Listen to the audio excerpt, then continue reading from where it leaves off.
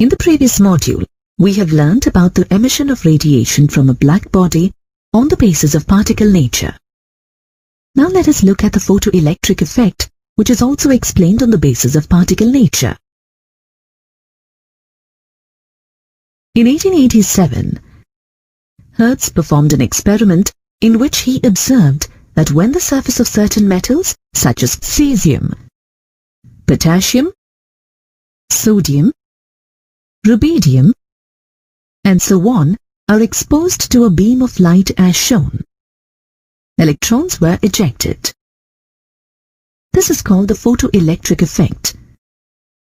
The electrons thus emitted are called photoelectrons. From this experiment, the following observations were made. 1. No electrons are ejected from a metal if the incident light has frequency of less than a certain minimum frequency value, called the threshold frequency. 2. The number of photoelectrons ejected is directly proportional to the intensity or brightness of the incident light. 3. The kinetic energy of the ejected electron is directly proportional to the frequency of the incident light. These observations could not be explained using the laws of classical physics, according to which the number of electrons ejected and kinetic energy associated with these electrons depend on the intensity of the light radiation. However, it is observed that the kinetic energy of the ejected electron depends upon the frequency of the incident light, but not on the intensity of the light radiation. For example, when the metal potassium is irradiated with high, intense red light having frequency of 4.3 to 4.6 multiplied by 10 raised to the power of 14 Hz for hours together, no electron is ejected. But as soon as it is irradiated with even less intense yellow light having frequency of 5.1 to 5.2 multiplied by 10 raised to the power of 14 Hz, photoelectrons are ejected. This is because the threshold frequency for potassium metal is 5.0 multiplied by 10 raised to the power of 14 Hz. Einstein explained these observations of the photoelectric effect, for which he received the Nobel Prize in 1921. He has taken into account the Planck's quantum theory of electromagnetic radiation for explaining the photoelectric effect. Note that the quanta were called photons by Einstein.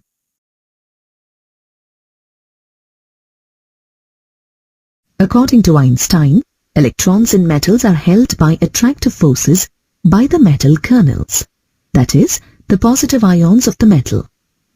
To overcome these forces, the photons of incident light must possess a certain minimum energy, so as to release an electron from the metal surface. Thus, when a photon of sufficient energy strikes an electron in the atom of the metal, it transfers its energy instantaneously to the electron, and the electron is ejected without any time lag. From the quantum theory of radiation, we know that the energy of the incident photon is directly proportional to the frequency of the incident light. The minimum frequency that provides enough energy just to release an electron from the surface of a metal is called the threshold frequency, designated as nu0. Hence, when a beam of light, that is, a beam of photons, strikes the surface of the metal, electrons will be ejected only if the incident photons have the frequency nu greater than the threshold frequency nu0. Let us assume that the frequency of the photon of incident light nu is greater than the threshold frequency nu0.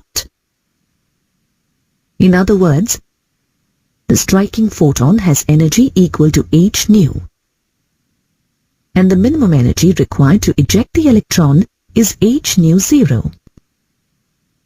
As the energy of the incident photon h nu is greater than h nu 0, The remaining energy, that is h nu minus h nu naught, is imparted as kinetic energy to the electron.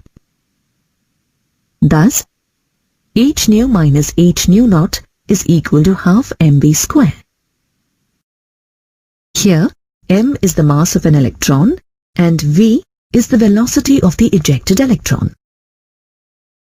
On rearranging the equation, we get h nu is equal to h nu naught plus half mv square. H nu naught is constant for a particular metal and is designated as W naught, which is called work function. Now, the equation in terms of work function is as shown. Let us observe the values of work function for a few metals. Hence, if the energy possessed by the photon is high, the energy transferred to the electron is also high, and hence the kinetic energy of the ejected electrons is also high.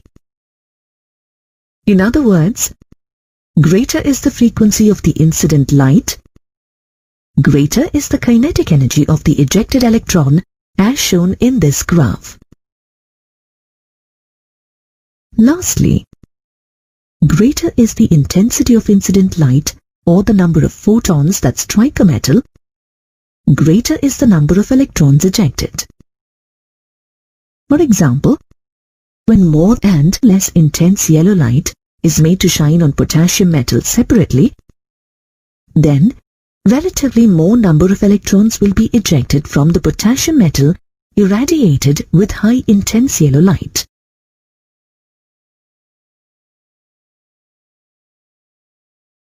Now let us solve a numerical problem based on photoelectric effect. Calculate the kinetic energy of an electron emitted from a surface of a metal when radiation of frequency 5.5 multiplied by 10 raised to the power of 17 per second hits the metal. The work function of a metal is 3.62 multiplied by 10 raised to the power of minus 12 ergs. The first step involves writing the given data as shown and then writing the appropriate equation to calculate the given problem. In the second step, let us substitute the values of h nu and W naught in the equation.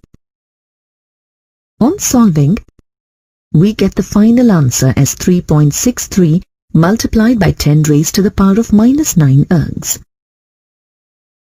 Hence, the electron will be emitted with a kinetic energy of 3.63 multiplied by 10 raised to the power of minus 9 ergs. Thus, these theories and conclusions, such as the black body radiation and the photoelectric effect, led to the development of other Bohr's model of atom.